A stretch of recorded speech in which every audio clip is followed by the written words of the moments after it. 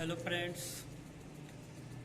भोजपुरी समाज के लिए बहुत ही बुरी खबर जो कि बता दो, अंगासा दुबे जो कि सुसाइड कर ली है,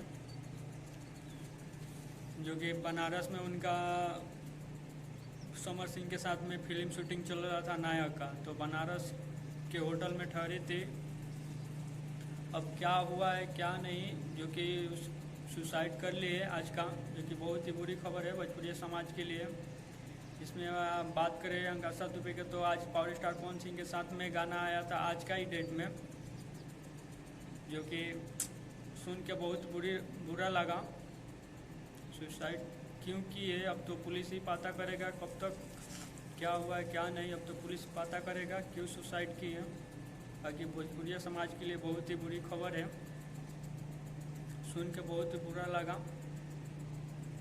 अब देखो क्या होता है, आगे कार्रवाई होगा, पुलिस देखेगी क्या मामला है क्या नहीं।